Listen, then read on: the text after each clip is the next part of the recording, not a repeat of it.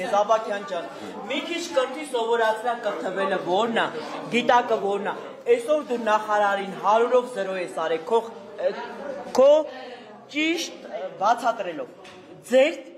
ճիշտ բացատրելով։ Շատ շնորհակալ ենք ձեզ, բայց մեր պայքարը Կասեք ինչ խոսվեց,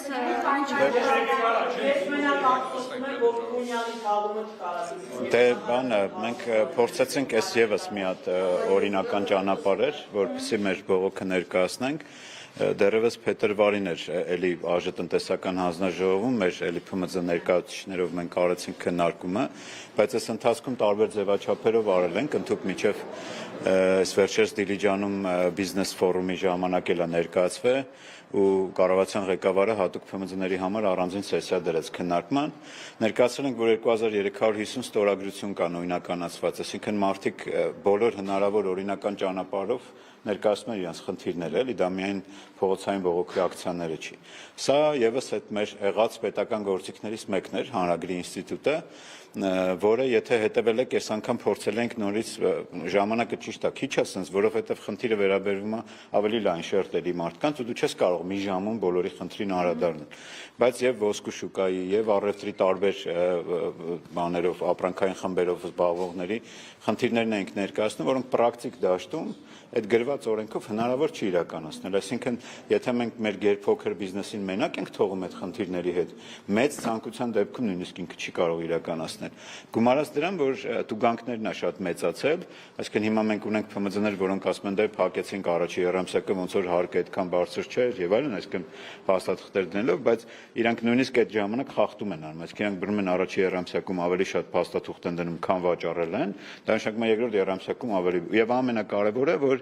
տուգանքները, որոնք նախկինում չկային, այսինքն ցանկացած պահի, երբ որ հարկային մտնի ստուգման, այն ժամանակ ՓՄԶ-ն ասում էր ես տալիս եմ քո 5%-ը հանգիստ թող ինձ ապրեմ, բայց հիմա նույնիսկ 10% վճարելու դեպքում հարկային մտնի ամեն մի ապրանքի համար ինքը պահանջելու է քանակագումարային հաշվառում, որը ավելի բարդ հաշվառում է, քան ընդհանուր հարկման դաշտում գործողների համար։ Սա է ամբողջ բանը կռիվը հիմնական, որ մենք երկու գաղափարախոսություն խառնել ենք իրար ու փորձում ենք ասել դե ՓՄԶ գնա ինքնուրույն արա։ Մյուս կտորը որ էդ էլ ասեմ, մյուս կտորը որ եթե նույնիսկ այդ ենք արել, ապա շատ տրամաբանական կլիներ, որ հունվարի 1-ից պետական մարմինները ինչու՞ չէ մեր աջակցությամբ, մեր հետ համագործակցությամբ գնային հատ առ հատ այդ փոքր բիզնեսին օգնեն։ Նույն ոսկու ոլորտում ես այդ օրինակը բերեցի, ասենք դուք հիմա ստիպում եք, որ պայմանական Տիկին Զոյան կոմիսիոն վաճառքի պայմանագրեր կնքի, հա, որտեղ իր մոտ ապրանքը կա որ Իրանն է, կա որ արտադրողինն է, կա որ վերցրել է միջև վաճառի նոր գումարը, դա նշանակում է կոմիսիոն պայմանագրերի հարաբերություն, որը այս մարդը հնարավորություն չունի, այսինքն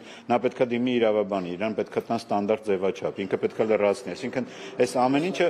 զուգահեռ պետքա արվեր, ասենք եթե նույնիսկ պետությունը գտնում է, որ այս քաղաքականությունը ճիշտ է, ապա զուգահեռ սրանք պետքա ուղղորդվեին իրազեկման աջակցության ծրագրերով, որը արդեն հեսա մայիս ամիսն ենք չի արվել մինչև հիմա։ Իսկ սա անընդհատ process է, էլ, այսինքն բիզնեսը չի սպասում, ասի տեսնենք ամեն օր ինքը ստացվում է հիմա հենց հիմա ամեն օր ինքը խախտումների մեջ է։ Հենց հիմա ինքը քանակագումարային հաշվառում չի վարում։ Ու մենք խոսում ենք նաև նրա մասին, որ մի տարի հետո նույնիսկ այս նույն գործող օրենքով գալու են ու տուգանեն իրանց։ Էսա խնդրեմն է, այլ։ Հիմա նիստին ներկայացրեցիք, հիմա դες բավարարում են այն ինչ խոսվեց եւ ընդառաջում կտրվի թե Դե արդեն քվեարկեցին, սա հանձնաժողովի նիստ էր, ինչպես տեսակ ընդդիմությունը ներկայացնող պատգամավորներից չկային այդտեղ, ես իմացա, որ 3 պատգամավոր կա տնտեսական հանձնաժողովից ընդդիմությունը ներկայացնող, որոնցից չկային, օրինակ այնտեղ մի պահ կար, որ 3 իշխանության թևը ներկայացնող պատգամավոր էին մնացել եւ չկար ընդդիմություն, թե ընդդիմության 3 պատգամավորը լիներ, հնարավոր էր սա հաստատվեր, այսինքն մենք նաեւ քաղաքական աջակցության ֆորմալ խնդիր ունենք, որովհետեւ մենք քաղաքական բան չենք ներկայացնում։ Իհարկե, պաշտոնապես կախված էր։ Թադևոս Ավետիսյանը կար միջև այս եղած հարցերին, հետո այս հարցին չմնաց, ինչ-որ երևի խնդիրներ ուներ կամ պայմանավորություն չկար, բայց ասածս այնա, որ սա քաղաքական ամբիոն կենտրոն էր, որը իրանք են հաստատել, մենք եւս մեկ անգամ զգուշացրեցինք, որ սա միայն չնայած 50,000-ից ավել գերփոքր բիզնեսի մասին է խոսքը, բայց միայն գերփոքր բիզնեսի խնդիրը չի։ Սա ուղիղ ազդելու է ցանկացած ՀՀ քաղաքացու վրա, որովհետեւ դա գոնե ընդունեցին падգամավորները, մասնավորապես Թունյանն նշեց, որ այո, մենք հասկանում ենք, որ սա բերելու է եւ ապրանքների եւ ծառայությունների գների ավելացման։ Այսինքն սա